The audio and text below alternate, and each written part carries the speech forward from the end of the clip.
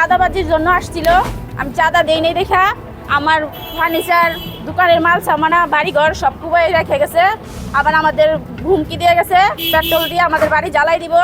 থানা পুলিশ ওদের প্রশাসন ওদের বলে হাতের মুঠোয়, বড় বড় নেতা এমপি মন্ত্রী ওদের সাথে বলে উঠা বসা করে আমরা কোনো কিছু করতে পারবো না। তাই আমাদের হুমকি দিয়ে গেছে যে তুমি যদি থানা মতো যাইতে পারো তাহলে তোমার দেখার আছে। পরে আমি গেছি, আমি আইনের সাথে সহযোগিতা চাই, আপনাদের কাছে সহযোগিতা চাই। আপনাদের মাধ্যমে যদি প্রচার হয় তাহলে আমি আমার ফ্যামিলিটা বাঁচতে পারবো।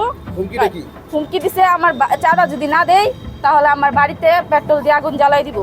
আর আমার এই শফিকুল, রফিকুল, সাইফুল, দীপু, তারপরে মেহেদি, হবু, তারপরে যে সুমন, তারপরে যে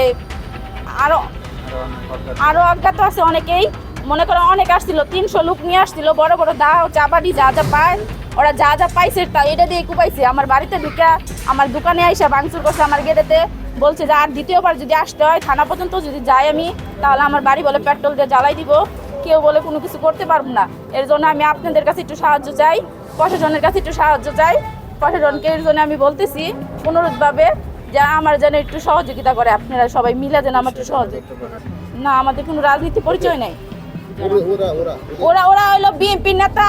আর আগে করছে 2 ভাই আওয়ামী লীগের সময় 2 ভাই বিএনপি আওয়ামী লীগের সাথে জড়িত হয়ে এরকম করছে।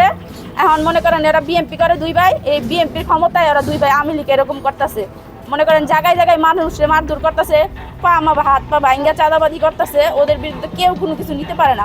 ওরা বলে প্রশাসন বলে ওর হাতের মুঠোয় রাখে। তাহলে কে কি করবো? আমাদের মতো সাধারণ মানুষ কি করব? আপনাদের কাছে এটাই অনুরোধ আমাদের, যেন এরা এই বিচারটা আপনারা করতে পারেন। প্রশাসনের কাছে আমার একটাই অনুরোধ, আপনারা টাকা পয়সা নিয়ে গরিবের বিচার ডাইকা রাখেন না, আপনারা ন্যায্য বিচার করেন।